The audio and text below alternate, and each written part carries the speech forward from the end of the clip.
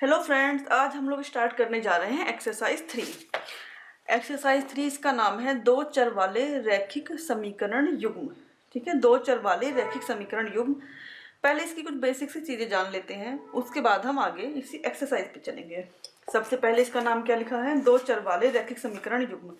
इससे पहले चैप्टर 2 में बता दिया गया था कि जिस बहुपद में एक घात होती है वो रैखिक समीकरण होता है। जैसे कोई भी समीकरण हम ले लेते हैं, अगर हमारी समीकरण ऐसे लिखी है x प्लस 2 इजिकल टू 3, तो ये हमारी क्या है, ये हमारी रैखिक समीकरण है, क्योंकि इसमें जो हमारी x की घात है वो 1 है। तो ये आपको पहले ही बताया गया था कि जिस समीकरण में जो हमारा चर होता है उसकी घात 1 होगी वो रैखिक समीकरण होगा। उसके बाद चर चर क्या होता है, चर हमारे जैसे कि एक्स वाई हो गया, यू वी, कुछ भी दे सकते हैं, ए बी सी। तो ये जो हमारे इस टाइप के होते हैं ये हमारे चर होते हैं जिनकी वैल्यू डिपेंड करती है किसी जो भी हम रखते हैं उस पर। अब उसके बाद देखते हैं, मान लो कोई इक्वेशन हमें ऐसे दी है, तो इसमें हमारा क्या है, केवल एक चर दिया है।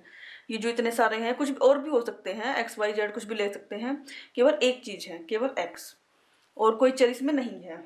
और यहाँ पे इस जो चैप्टर है इसमें क्या बात हो रही है, दो चर वाले रैखिक समीकरण। तो दो चर वाले रैखिक समीकरण कैसे होते हैं, रैखिक तो आप लोगों को बता ही दिए हैं कि रैखिक जिसमें यहाँ इसकी घात 1 होती है वो रैखिक हो गया।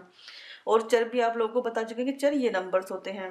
उसके बाद क्या है कि अब दो चर वाले रैखिक समीकरण कैसे होते हैं, दो चर वाले जैसे कि x plus y is equal to 5। इसमें हमारे कितने चर हैं, इसमें हमारे दो चर हैं, एक ये और एक ये, दो चर हैं। तो ये हमारा क्या हो गया, दो चर वाला रैखिक समीकरण। रैखिक ही समीकरण है क्योंकि इसमें x की भी पावर 1 है और y की भी पावर 1 है, तो ये रैखिक समीकरण ही है। पर ये दो चर दिए गए हैं इसमें। अब से पहले जो हम क्वेश्चन सोल्व करते थे उसमें हमें केवल एक चर दिया होता था, और अब से हमें दो चर दिए मिलेंगे। अब कैसे सोल्व करते हैं, अगर हम इस ये इक्वेशन अगर हम आप लोगों को दें और ये कहें कि इसमें से वैल्यू निकालो x की, जैसे कि x प्लस 2 है बराबर 3, अगर ये कहा जाए कि इसकी x का मान निकालो, तो हम क्या करेंगे, इसे इधर भेज देंगे बराबर 1। तो हमारा x का मान कितना आ गया, 1। अब अगर आपसे ये कहा जाए कि आप ये वाली समीकरण जो है इसे किसी भी व्यक्ति को देंगे, अगर उससे सॉल्व करवाएंगे तो यही कहेगा कि x का मान इसी तरह सॉल्व करेगा, और ये कहेगा कि x का मान 1 आ गया। अगर आप ये वाली समीकरण देते हैं किसी को और कहते हैं कि सॉल्व करो, तो क्या कोई कहेगा कि अच्छा यहाँ पे 2 रख दो और यहाँ पे 3 रख दो तो हमारा 5 आ जाएगा। या कोई ये कहेगा कि x के बदले 3 रख दो और y के बदले 2 रख दो तो भी हमारा 5 आ जाएगा। ठीक है, कोई कहेगा यहाँ 1 रख दो, यहाँ पे 4 रख दो तो भी हमारा 5 आ जाएगा। तो मतलब कि यहाँ पे जो सॉल्यूशन है वो एक नहीं है, जितने जिस तरीके से भी जो बता रहा है अलग अलग सॉल्यूशन है, यहाँ अलग है, यहाँ अलग है, यहाँ अलग है। तो क्या कर रहे हैं, यहाँ हम आसानी से x और y की वैल्यू नहीं निकाल पा रहे हैं, कोई एक परफेक्ट वैल्यू। यहाँ पे तो एकदम परफेक्ट वैल्यू थी कि हाँ x का मान 1 ही है और वही रहेगा, पर यहाँ पे क्या है, कोई एक परफेक्ट वैल्यू नहीं मिल रही है हमें कि x की क्या वैल्यू हो सकती है और y की क्या हो सकती है। यहाँ पे बहुत सारे सॉल्यूशन मिल गए हमें, ये भी है ये भी है, सारे सॉल्यूशन हैं, तो हम कौन सा लें। तो इसके लिए इसमें क्या है, हम खाली वैल्यू का अनुमान लगा सकते हैं, आसानी से निकाल नहीं सकते हैं। तो इसके लिए हमें क्या दिया होगा, जब हमें दो चर वाले रैखिक समीकरण दिए होंगे तो हमें समीकरणें भी दो दी होंगी। जब दो चर वाले रैखिक समीकरण होंगे तो समीकरण दो ही दी होगी, तभी हम सब इसे सॉल्व कर पाएंगे। जैसे कि x minus y is equal to 5 दे दिया और x plus y is equal to 2 दे दिया। इस तरीके से कोई दो समीकरण दी होगी तभी हम इसका हल निकाल पाएंगे। इसीलिए इस चैप्टर का नाम क्या दिया गया है, दो चर वाले रैखिक समीकरण युग्म। युग्म का मतलब जोड़े, जब पेयर में रहेंगे दो समीकरणें तभी हम उसका जो है सॉल्यूशन निकाल पाएंगे। दूसरा ये बात है कि अगर एक समीकरण हमें जिस चर में दी होगी, अगर एक समीकरण हमें यहाँ x और y चर में दी है तो दूसरी समीकरण भी हमारी x और y चर में ही होनी चाहिए। ये नहीं कि एक समीकरण तो x और y में दे दी और दूसरी समीकरण ऐसे दे दी t plus u is equal to 2, तब ये दोनों एक साथ सोल्व नहीं हो पाएंगी। जो चर इस समीकरण में होंगे वही चर इस समीकरण में भी होने चाहिए। अब समीकरणों को सोल्व कैसे करेंगे, अगर ये हमें दो समीकरण दे दी गई तो इन्हें सोल्व करने की कौन कौन सी जो मेथड है, कौन कौन से मेथड है। नंबर 1 है इसका है, उसे कहते हैं प्रतिस्थापन विधि। प्रतिस्थापन विधि, इंग्लिश में इसे बोलते हैं सब्स्टिट्यूशन मेथड। नंबर 2 है इसकी विलोपन विधि, विलोपन विधि, इंग्लिश में इसे कहते हैं एलिमिनेशन मेथड। नंबर 3 है ब्रज गुणन विधि, ब्रज गुणन विधि, इसे कहते हैं इंग्लिश में क्रॉस मल्टीप्लिकेशन मेथड। तो ये 3 मेथड हैं जिनसे हम इन इक्वेशंस को आगे की जो एक्सरसाइज दी गई हैं उनमें सॉल्व करेंगे। ठीक है, तो इन 3 विधियों को हम आगे जो है पढ़ेंगे। उसके बाद हमें क्या करना है कि जो भी इसके वेरिएबल्स हैं उनका ध्यान रखना है। पहले तो ये होना चाहिए कि अगर हमें एक सॉल्यूशन दिया है, एक लाइन दी है, तो उससे हम सॉल्यूशन नहीं निकाल पाएंगे, हमें 2 लाइन चाहिए। उसके बाद है जो हमारी जो रैखिक समीकरण है उसका रूप कैसा होगा, वो स्टैंडर्ड इक्वेशन कैसे बनेगी। उसकी जो स्टैंडर्ड इक्वेशन होगी ax plus b y b y a x plus b y plus c equal to 0। ये जो है हमारी 2 वेरिएबल में, ठीक है, रैखिक समीकरण है। 2 वेरिएबल है यहाँ पर, एक x है और एक y है, ये एक रैखिक समीकरण है। ये जो c है आपका ना, ये जो c है ये यही वाला नंबर है, इसको इधर लिखा गया है और ये राइट साइड में, बस इतना डिफरेंस है केवल कि c लेफ्ट साइड में लिखा गया है और ये राइट साइड में। तो जो हमारी स्टैंडर्ड समीकरण है वो हमें ऐसे लिखी होगी, पर एक इक्वेशन तो मिलेगी नहीं, हमें हमेशा 2 इक्वेशंस मिलेंगी। दूसरा जो इसकी एक्सरसाइज है 3A, उसमें हमें ग्राफ भी बनाने हैं। तो अगर हमें एक इक्वेशन मिलती है तो उससे हम केवल एक ही लाइन ड्रॉ कर पाएंगे, ऐसे, या कोई भी लाइन ऐसे, तो केवल एक ही लाइन। तो जब 2 इक्वेशन मिलेंगी तो उनसे हम 2 लाइन ड्रॉ कर पाएंगे। तो इसकी 2 स्टैंडर्ड समीकरण होंगी, उन्हें हम कैसे लिख लेंगे, ax1 प्लस by1 और प्लस a1x प्लस, इसको काट देते हैं, दोबारा से लिख लेते हैं, a1x प्लस के b1y और प्लस के c1 बराबर 0। एक समीकरण हमारी ये हो गई। दूसरी हमारी हो गई a2x प्लस b2y और प्लस c2 बराबर 0। हमें क्या करना है, इन लाइनों से हमें आगे चल के ग्राफ खींचने हैं। तो हम जब ग्राफ खींचेंगे और जो ये लाइनें हैं एक साथ, जब भी एक साथ एक ही पेज पे खींची जाएंगी एक ही जगह पे, तो जाहिर सी बात है या तो ये लाइन एक दूसरे को काटेंगी या फिर एक दूसरे के पैरेलल जाएंगी या फिर किसी भी तरह से इस तरीके से होंगी। तो क्या होगा कि ये जो लाइन है वो 3 तरीके से आपस में मिलेंगी, या जो इनसे जो दोनों इक्वेशन हैं इनसे 3 तरह की लाइनें बनेंगी। तो 3 तरह की जो हमारी क्या है, 3 तरह की लाइन बनेंगी, लाइन सेगमेंट होगा। वो कौन कौन सी हैं, एक तो जब दोनों लाइनें प्रतिच्छेद करती हैं, जब प्रतिच्छेद करेंगी, प्रतिच्छेद करना किसे कहते हैं, प्रतिच्छेद करेंगी। जैसे एक लाइन ऐसे गई, दूसरी लाइन ऐसे आई, इसको यहाँ पे काट दिया, तो ये जो हमारा है ये प्रतिच्छेद बिंदु है। कोई भी लाइन, 2 लाइनें ऐसे एक दूसरे का ऐसे या फिर ऐसे भी काट सकती हैं, कोई एक लाइन ऐसे ऐसे काट दिया, ठीक है। तो ये जो हमारा पॉइंट होगा ये हमारा प्रतिच्छेद बिंदु होगा। नंबर दूसरा पॉइंट क्या होगा कि जब रेखाएं संपाती हैं, जब संपाती हैं। अब संपाती कैसे होंगी, संपाती ऐसे होंगी, मान लिया कोई एक लाइन हमारी है और जो दूसरी लाइन है उसके पॉइंट ऐसे हैं कि वो भी उसी के ऊपर ही बन जा रही है, दूसरी लाइन भी इसके ऊपर ही बनी हुई है, पहली वाली लाइन के ऊपर ही। तो ये दोनों क्या है, ये संपाती लाइनें हैं। तीसरी है समांतर, जब समांतर होंगी तो लाइनें हमारी ऐसे बनेंगी एक दूसरे के समानांतर। जो समानांतर लाइन होती हैं वो कभी एक दूसरे से नहीं मिलती और ना ही टच करती हैं। तो ये हो गई हमारी लाइन सेगमेंट की बात। उसके बाद कुछ पॉइंट यहाँ पे दिखा दे रहे हैं हम लोगों को। ये राम, अगर हमें 2 रेखा युग्म दिए गए हैं और हमारे जो ये पॉइंट है x1 के साथ जो गुणांक है, इसके साथ जो गुणांक है, ये हमारा a1 है, ये हमारा a2 है। तो इनके जो पॉइंट्स होंगे, अगर a1 और a2 के अनुपात हैं, b1 b2 के अनुपात है और c1 c2 के अनुपात है। अगर a1 a2 का जो अनुपात है वो बराबर नहीं है b1 और b2 के, तो जो लाइन हमारी क्या है, ग्राफ कैसा बनेगा, प्रतिच्छेद करती हुई रेखाएं बनेंगी, ठीक है। उसके बाद अगर हमारा जो है a1 बटे a2 बराबर b1 बटे b2 बराबर c1 बटे c2 सब तीनों बराबर आ रहे हैं, तो लाइन हमारी कैसी होगी, संपाती। और अगर a1 बटे a2 इक्वल टू है b1 बटे b2 और नॉट इक्वल टू c1 बटे c2 है, तो लाइन हमारी क्या होंगी, समांतर रेखाएं बनेंगी। इस तरीके से हमारी लाइनें बनेंगी। अब आगे सवाल में हमें क्या करना है, हमें सवाल को बीजगणितीय रूप में भी लिखना है और उनके जो है ग्राफ भी बनाने हैं। तो चलिए पढ़ते हैं एक्सरसाइज इसकी 3A में।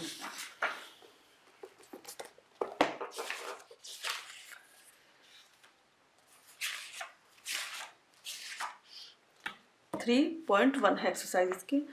इसमें लिखा है कि आफताब अपनी पुत्री से कहता है कि 7 वर्ष पूर्व मैं तुमसे 7 गुनी आयु का था, अब से 3 वर्ष बाद मैं तुमसे केवल 3 गुनी आयु का रह जाऊंगा। तो इस स्थिति को हमें बीजगणितीय और ग्राफीय दोनों रूप में लिखना है। तो सबसे पहले क्या करेंगे, जो भी इसमें सवाल में दिया गया है बिल्कुल वैसे ही लिख लेते हैं। एक्सरसाइज हमारी है 3.1 और सवाल नंबर हमारा है 1।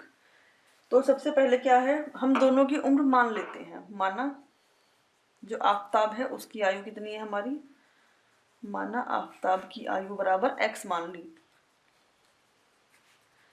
और माना उसकी जो पुत्री है उसकी आयु हमने क्या मान लिया, पुत्री की आयु बराबर y मान लिया। ठीक है। तो अब प्रश्न में क्या कह रहा है कि 7 वर्ष पहले, मान लिया आपकी आयु इस वक्त 14 साल है, तो 7 साल पहले आपकी आयु कितनी रही होगी, इसमें से घटा लेंगे। तो उसी तरह यहाँ पे भी करना है। सबसे पहले हम लिख लेंगे प्रश्न से, उसके बाद क्या लिखेंगे, 7 वर्ष पहले, 7 वर्ष पहले आफताब की आयु, 7 वर्ष पहले आफताब की आयु कितनी रही होगी, जितना इस टाइम पे है उससे 7 साल कम। ठीक है। तो हम क्या करेंगे, x माइनस 7 कर लेंगे।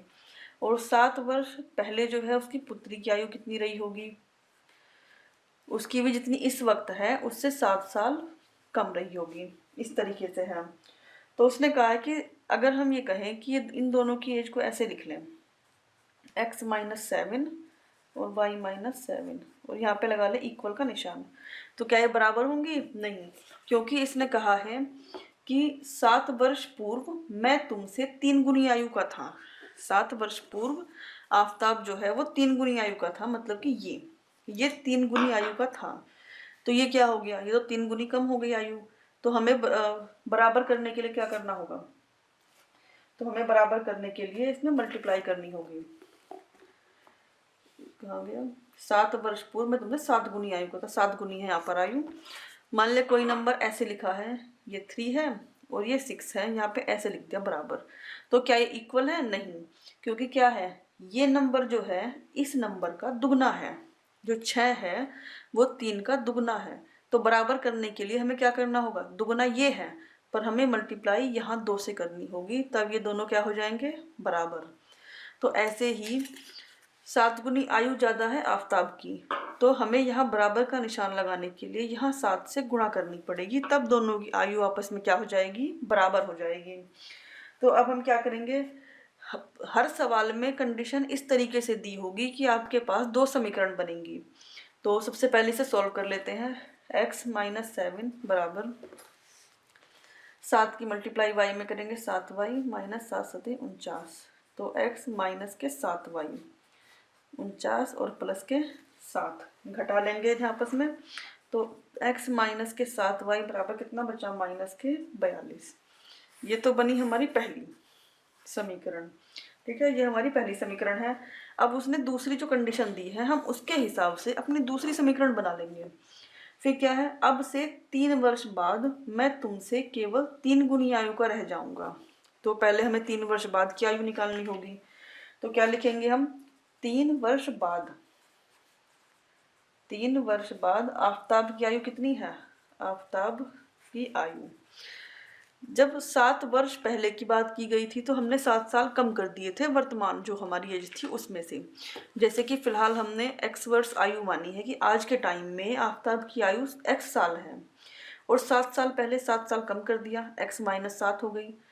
ठीक है, इसके हिसाब से हमने अपनी समीकरण बना ली। अब ये कह रहा है कि जो अब है उससे 3 साल बाद, मतलब कि अब तो है x और इससे 3 साल बाद मतलब कि x प्लस के 3।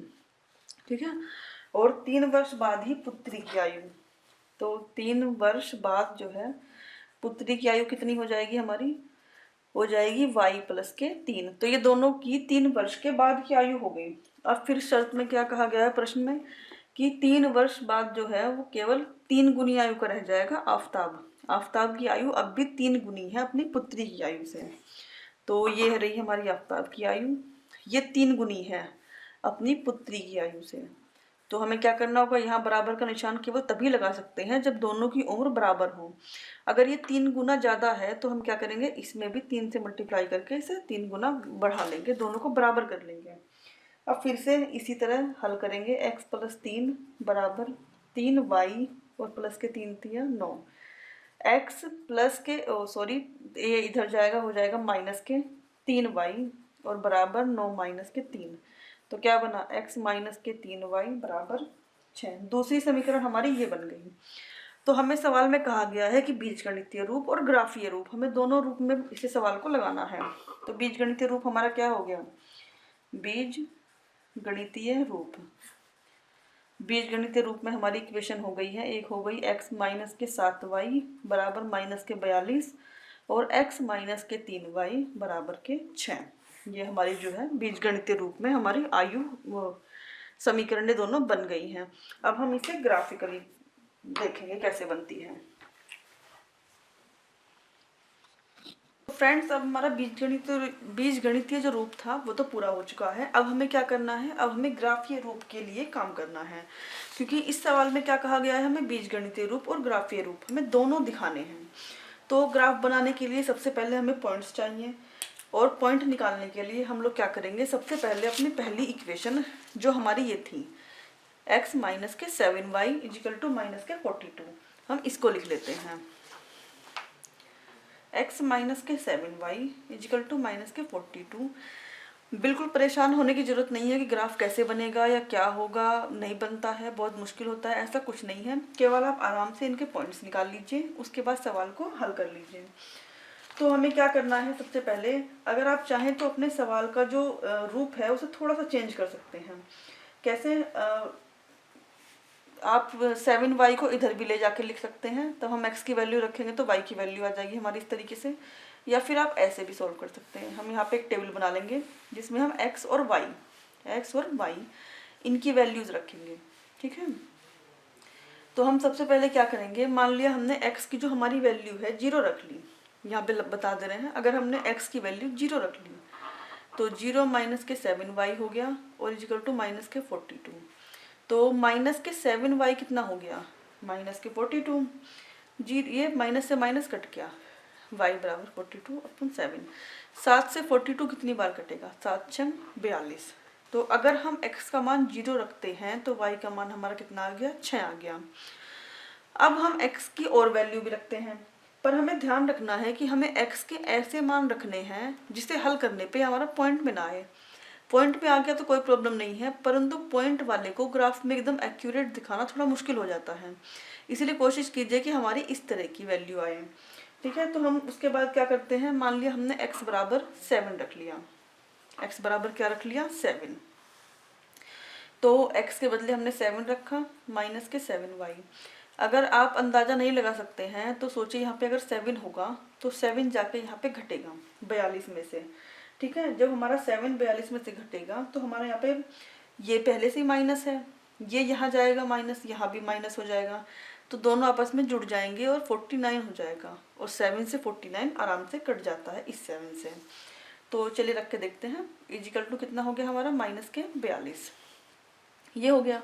अब 7 को इधर भेज दीजिए, माइनस के 7y बराबर माइनस के 42 और 7 इधर गया माइनस के 7, माइनस के 7y 42 और 7 कितना हो गया, 49, माइनस से माइनस कट गया, y बराबर 49/7 और 7 7 49, तो 7 आ गया, ठीक है। उसके बाद हम क्या रखेंगे, 14 रख लीजिए वैल्यू, मतलब कि 7 का मल्टीपल रखिए या फिर कोई ऐसी वैल्यू जिससे आपका आ जाए। आप कोई और नंबर रख के भी चेक कर सकते हैं। अगर आप देखते हैं कि ऐसा नंबर नहीं आ रहा है तो आप उसको छोड़ के दूसरा नंबर रख लीजिए, ये चेक करना पड़ेगा। उसके बाद हम क्या करते हैं, मान लिया आप x की जगह 1 रख ले रहे हैं, आप कहते हैं कि मैं तो 0 के बाद मुझे 1 रखना है, तो 1 रख के भी दिखा दे रहे हैं, क्या आएगा, 1 माइनस के 7y इजिकल टू माइनस के 42, ठीक है। अगर किसी बच्चे को ये समझ में नहीं आ रहा है कि ऐसे ऐसे वैल्यू क्यों ले रहे हैं, पहले 0 ले ली फिर 7 ले ली, हमें कैसे पता चलेगा, तो प्रैक्टिस करेंगे तो भी आ जाएगा। उसके बाद आप रख के भी देख लीजिए, माइनस के 7y हो गया और ये माइनस के 42 और माइनस के 1, तो कितना हो गया हमारा, माइनस के 43 हो गया। माइनस से माइनस तो चलो हमारा कैंसिल हो गया, पर y बराबर अगर हम यहाँ रखें 43/7, इससे पूरा पूरा नहीं कटेगा, 7 छंग 42 और 7 कम 7, इस तरह कोई वैल्यू आएगी 6.1 समथिंग। तो 6.1 वाली वैल्यू को ग्राफ पे दिखाना थोड़ा मुश्किल होता है, ऐसा नहीं कि नहीं दिखा सकते, दिखा सकते हैं बिल्कुल। तो ऐसी वैल्यू रखें जिसे हम आराम से एकदम ग्राफ पे जल्दी जल्दी दिखा लें। तो क्या किया हमने, अब ये वाली वैल्यू को हम नहीं मानेंगे, 1 वाली को। तो 0 है, 7 है, तो अब 14 रख के देख ले रहे हैं, क्योंकि 7 के मल्टीपल ही हमारे आ रहे हैं, 0 आ गया, यहाँ 7 आ गया, 14 रख के देख ले रहे हैं। तो रखेंगे हम 14 माइनस के 7y बराबर कितना हो गया हमारा, माइनस के 42। ठीक है, ये हमने अब की बार x के बदले 14 वैल्यू रख के देखी। तो माइनस के 7y माइनस के 42, ये इधर गया, कितना हो गया हमारा, माइनस के। ठीक है, अब हमें क्या करना है, इन दोनों को जोड़ देना है। तो जोड़ने पे कितना हो जाएगा, 4 और 2 6 और 4 और 1 5, माइनस के 5 माइनस के 7y, माइनस से माइनस कट गया, y बराबर 56/7, कितना हो गया, 7 8 56। तो हमारा कितना हो गया, जब हमने यहाँ पर 14 रखा तो हमारा 8 आ गया। अगर आपको और पॉइंट्स भी यहाँ पे निकालने हैं तो इसमें देखिए पैटर्न बन रहा है कि जब हमने 0 रखी तो 6 आया, 7 रखी तो 7 आया, यहाँ पे तो 7 7 बढ़ रहे हैं और यहाँ पे एक एक नंबर की बढ़ोतरी हो रही है। मतलब कि जब हम यहाँ पे 7 की छलांग लगा रहे हैं तो यहाँ पे एक नंबर बढ़ रहा है।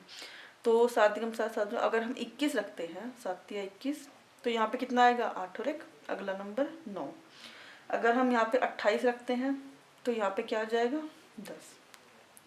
अगर आपको ग्राफ बनाना है तो केवल 2 पॉइंट या 3 पॉइंट लेके भी आप ग्राफ बना सकते हैं। ऐसा नहीं कि इतनी लंबी टेबल निकालने की ही ज़रूरत है तभी हमारा ग्राफ बनेगा, ऐसा नहीं है।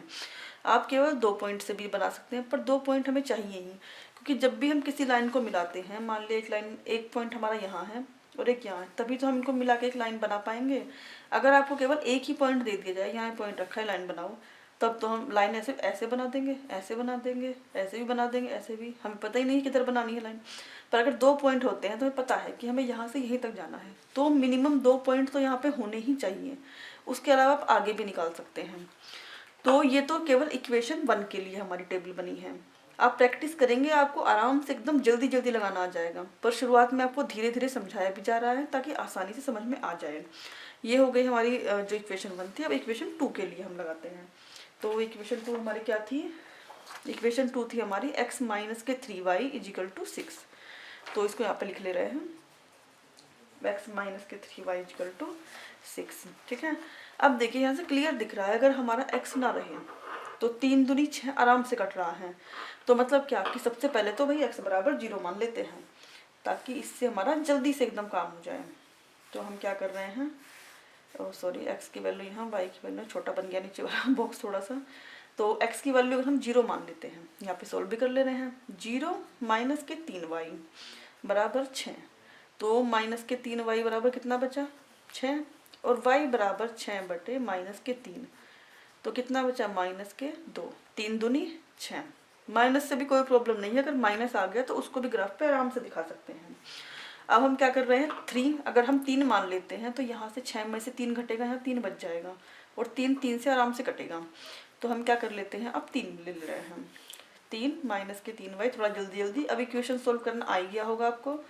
माइनस के 3y बराबर 6 माइनस के 3, माइनस के 3y बराबर कितना बचा, 3, और y बराबर 3 बटे माइनस के 3, तो कितना आएगा, माइनस के 1। तो अगर हम 3 रखते हैं तो माइनस के 1 आता है। तो यहाँ भी ऐसे ही अगर हम 3 के छलांग लगाते हैं तो एक एक माइनस होता जा रहा है, मतलब इस तरीके से आप वैल्यू रख के भी चेक कर सकते हैं। अगर हम यहाँ पे वैल्यू रखते हैं अपनी 6, ठीक है, तो हमारा यहाँ पे कितना आएगा, 0। अगर हम रखते हैं यहाँ पर अपनी वैल्यू 9, तो यहाँ पर हमारा आ जाएगा 1। अगर रखते हैं 12 तो यहाँ पर हमारा आ जाएगा 2, और अगर रखते हैं 15 तो यहाँ पर हमारा कितना आ जाएगा, 3। आप चाहें तो रख सकते हैं सारी वैल्यू ऐसे ही, 3 तक रख दी है, लाइए 6 भी रख लेते हैं। अगर हम x के बदले 6 रख लेते हैं तो 6 माइनस के 3y इजिकल टू 6, तो 6 को इधर भेज देंगे, -3y इजिकल टू 6 - 6, तो कितना हो गया हमारा 0, और y बराबर क्या हो जाएगा 0/-3 बराबर 0, तो यहाँ y बराबर 0। तो ऐसी टेबल बनी है ना। आप 3 पॉइंट निकाल लेंगे तब भी इनफ है आपके लिए। अब हम क्या करना है, हमें ग्राफ बनाना है इसका।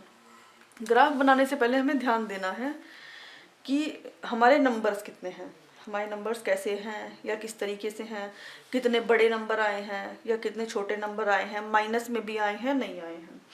तो इसके लिए चलिए ग्राफ बनाते हैं। मैंने पहले से ही ग्राफ की लाइन खींच के रख ली है ताकि कोई प्रॉब्लम ना हो। देखिए, अगर हमारे नंबर छोटे हैं तो हमें छोटी ही डिफरेंस के साथ लेना है। जैसे कि मैंने यहाँ पे 2, 4, 6, 8, 10 इस तरीके से ले लिया है।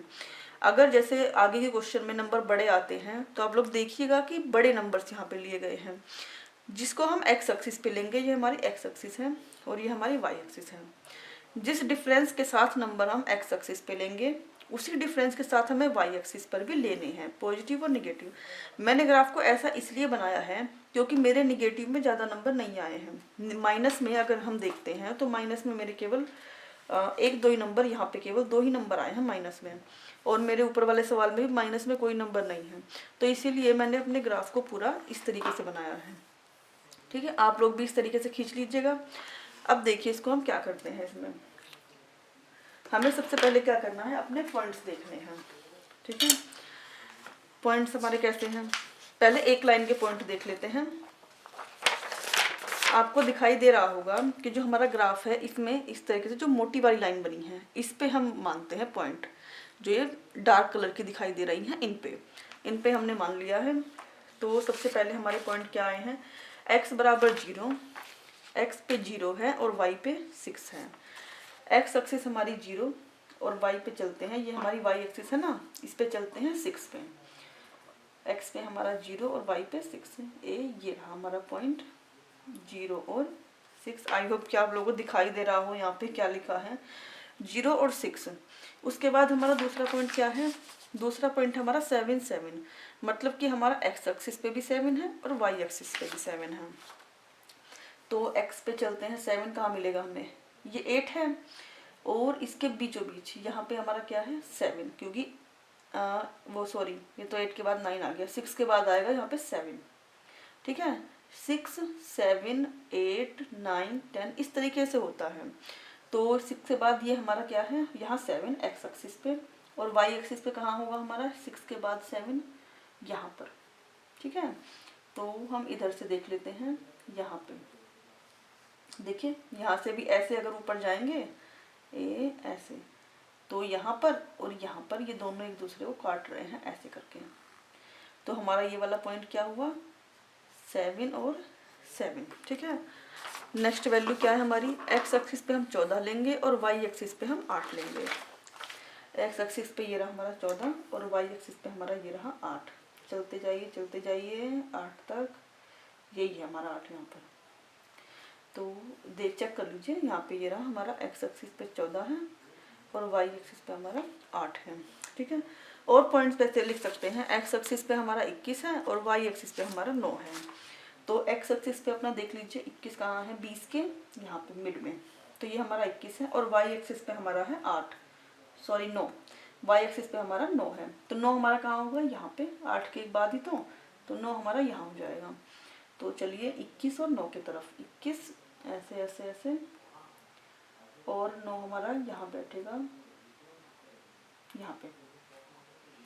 ठीक है, देखिए 9 वाली लाइन ये यहाँ से ऐसे गई है, तो यहीं पर है। तो हमारा क्या हो गया 21 और 9। तो जब हम पॉइंट बनाते हैं या पॉइंट लगाते हैं, उसके बाद जब हमारी एक लाइन के पॉइंट पूरे हो जाते हैं, आगे भी है, आगे 28 और 10 है, हमें इसकी ज़रूरत नहीं है क्योंकि हमारी इससे लाइन बन जाएगी। तो जब हम एक लाइन के पॉइंट ये हमने बना लिए हैं तो इसको मिला लेना है। ऐसा नहीं कि चलो अच्छा एक दूसरी लाइन के भी पॉइंट बना लेते हैं तब एक साथ मिलाते हैं, क्योंकि पॉइंट बने रहेंगे तो कन्फ्यूज़न होगा, टाइम लगेगा, फिर हमें देखना पड़ेगा कौन से पॉइंट किस लाइन के लिए हैं। तो जब भी आप इसको बनाएं तो सबसे पहले क्या करें, लाइन को मिला लें।